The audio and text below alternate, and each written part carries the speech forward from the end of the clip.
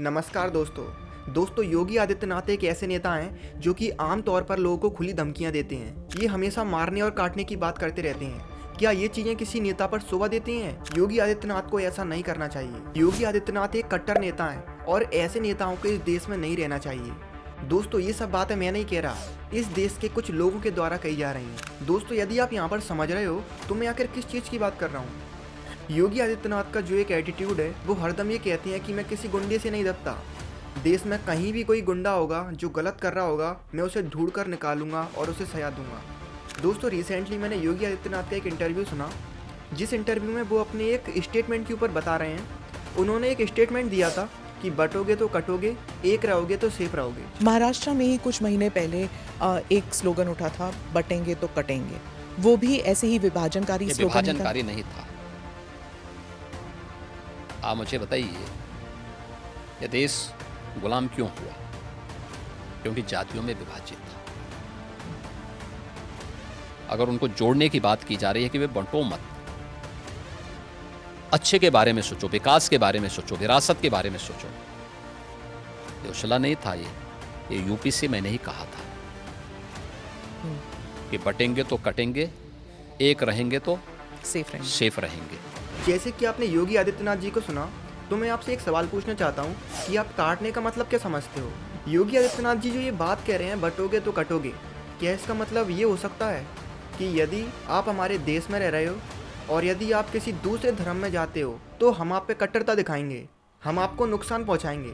क्या योगी आदित्यनाथ जी ये कहना चाहते हैं? इस बात पे आप अपनी राय जरूर दीजिए कि आप अभी इस काटने का मतलब क्या समझते हो। दोस्तों जैसे कि योगी आदित्यनाथ जी ने इस इंटरव्यू में बताया है कि उन्होंने इस स्टेटमेंट को देने के पीछे क्या रीज़न था।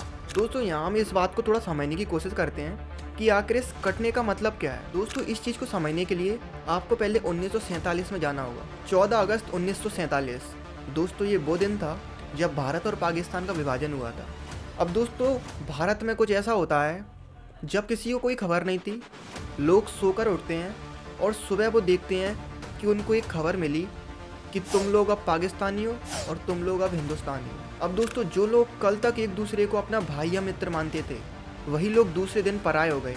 अब दोस्तों इस दिन ये होता है कि हिंदू अलग हो चुका था और पाकिस्तानी अलग हो चुका था। तो दोस्तों ये थी वो चीज़ जब एक देश में रहने वाले लोग बट गए थे। और दोस्तों जब लोग आपस में बट गए तो फिर कट गए। दोस्तों शायद आपको जानकर हैरानी होगी और शायद आप इस बात को जानते भी हो कि जब भारत और पाकिस्तान का विभाजन हुआ था तो इस विभाजन में, इस बढ़ते देश में कम से कम 2 लाख से लेकर मिनिमम 2 लाख और ज़्यादा से ज़्यादा 20 लाख लोग, इतने लोग मारे गए थे। मतलब आप मान के चलिए 2 लाख लोग तो मिनिमम मारे गए थे, केवल और केवल किस चीज़ के लिए? कुछ लोग पाकिस्तान में रह गए थे और कुछ लोग हिंदुस्तान में रह गए थे, जो कि अलग अलग मुल्क के थे। अब दोस्तों उस दिन इतनी मार काट हुई थी कि पूरी तरह से भारत में नरसंहार फैल गया था। और दोस्तों इस चीज़ को बोलते हैं कटना। अब दोस्तों शायद आप यहाँ पर इस बात को समझे होंगे कि योगी आदित्यनाथ ने ये स्टेटमेंट आखिर किस बेस पर दिया, बटोगे तो कटोगे। यानी कि दोस्तों यहाँ पर मतलब ये नहीं है कि अगर कोई अपना धर्म परिवर्तन करता है या किसी दूसरे धर्म में जाता है तो उसको गवर्नमेंट के द्वारा सजा दी जाएगी। नहीं दोस्तों ये चीज़ समझने की है कि अगर आप बटोगे तो लड़ाइयाँ होंगी। क्योंकि दोस्तों देश में सबसे ज़्यादा जो लड़ाई और दंगों का कारण होता है वो होती है जात पात। अब दोस्तों हम वीडियो में आगे ये समझने की कोशिश करेंगे कि यदि हम लोग बढ़ते नहीं हैं तो इसका मतलब क्या होता है। क्या इसका मतलब ये है कि सभी लोगों को एक धर्म अपनाना पड़ेगा, या फिर सब लोग अलग अलग धर्म में रहकर भी एक दूसरे के साथ यूनिटी में रह सकते हैं? लेकिन दोस्तों इससे पहले आप इस इंटरव्यू की नेक्स्ट क्लिप को देखिए। कैसे कटने की बात जब होती है तो कैसे जुड़ने की बात? क्या बात करते हैं, क्यों नहीं जुड़ेंगे? जब काटने की बात आप मुझे बताइए, इतिहास में करोड़ों हिंदू काटे नहीं गए क्या? तो फिर लाखों हिंदू कश्मीर में काटे नहीं गए क्या? काटे नहीं गए थे? तो इसीलिए हम उसको भूल क्यों जाते हैं? इतिहास वर्तमान का दर्पण होता है और भविष्य की कार्य योजना बनाने का एक माध्यम भी होता है। तो इसको खुरेद के इसलिए वर्तमान पीढ़ी भूल गई होगी तो उसको बताने का एक माध्यम है। अरे बताना पड़ेगा हमें, ये हमारा दायित्व भी है। पर ये खुरेदने से क्या दंगे वंगे नहीं होंगे? दंगे कैसे होंगे? फिर दंगाइयों का उपचार भी तो है। दंगों से वो डरेगा जो उन दंगाइयों के सामने घुटने टेक करके नाक रगड़ते हैं। उनको घुटनों के बल चलने के लिए हम मजबूर कर लेते हैं। यहाँ पर योगी जी यही समझाने की कोशिश कर रहे हैं कि बंटने का मतलब यही होता है कि इंसान आपस में लड़कर मर जाते हैं। वहीं दोस्तों इस इंटरव्यू को देखते देखते कहीं ना कहीं आपके मन में भी ये सवाल होगा कि योगी आदित्यनाथ जिस तरह से बोलते हैं, जिस तरह से उन्होंने इस इंटरव्यू में बोला कि जो लोग दंगे करेंगे उनके हम घुटने घिसवा देंगे, उन्हें हम घुटनों के बल चलने के लायक नहीं छोड़ेंगे। अब दोस्तों इन बातों को सुनकर कई लोगों के मन में ये सवाल उठेगा कि योगी आदित्यनाथ इतनी कट्टर बातें आखिर क्यों करते हैं? क्या ये कट्टरता की बातें करना सही है? अब दोस्तों इस बात को समझने के लिए मैं आपको एक ऐसा एग्जाम्पल देना चाहता हूँ। इस एग्जाम्पल को आप इतने अच्छी तरीक़े से समझ पाओगे और आपको पता चलेगा कि अगर हमारा भारत इस रास्ते पर चल रहा है तो मानकर चलिए आने वाले 10-20 सालों में हमारा भारत एक अलग ही लेवल पर होगा। अब दोस्तों यहाँ पर हम बात कर रहे हैं कि आखिर योगी जी इतने पावर के साथ कैसे बोल लेते हैं, इतनी हिम्मत के साथ आखिर कैसे खुला चैलेंज देते हैं उन गुंडों को जो कि इस देश में आतंक मचाते हैं। दोस्तों इसके लिए मैं आपको समझाना चाहता हूँ कि योगी जी का कहीं ना कहीं ये पॉइंट ऑफ व्यू है, वो इस तरह से देखते हैं कि हमारे देश को एकजुट करके आगे ले जाना है। तो इसके लिए सबसे पहली चीज़ है वो है यूनिटी। दोस्तों देखो यहाँ पर होता क्या है, यूनिटी एक ऐसी चीज़ होती है अगर वो एक देश के अंदर है तो उस देश को कोई नहीं हरा सकता। लेकिन दोस्तों यूनिटी बनाना बहुत कठिन है। मानकर चलिए एक देश में करोड़ों लोग रहते हैं, सबके सोचने का दृष्टिकोण अलग है, सब अपने हिसाब से सोचते हैं। अब दोस्तों सोचिए, अब उन सभी लोगों को किसी एक रास्ते पर ले जाना जिससे उन सभी का विकास हो, ये दोस्तों ये बहुत कठिन चीज़ होती है। और दोस्तों अगर किसी को ऐसा करना है तो उसके लिए एक सबसे बड़ा सूत्र होता है कि उन करोड़ों लोगों के ऊपर कोई एक ऐसा इंसान होना चाहिए जो कि उन सभी पर शासन कर सके। अब दोस्तों यहाँ पर मेरी बातें सुनकर आपको ऐसा लग रहा होगा कि मैं यहाँ पर लोगों को काबू करने की बात कर रहा हूँ, लेकिन दोस्तों नहीं। दोस्तों ये बात बहुत समझने की होती है और दोस्तों इसमें कोई भी गलत बात नहीं है। अगर ऐसा किया जाए कि लोगों पर काबू किया जाए तो इसमें कोई गलती नहीं है, क्योंकि दोस्तों आप सोच कर चलिए, अगर करोड़ों लोग सब अपने हिसाब से चलने लगे तो आखिर कैसे काम चलेगा? वो पूरा देश बर्बाद हो जाएगा।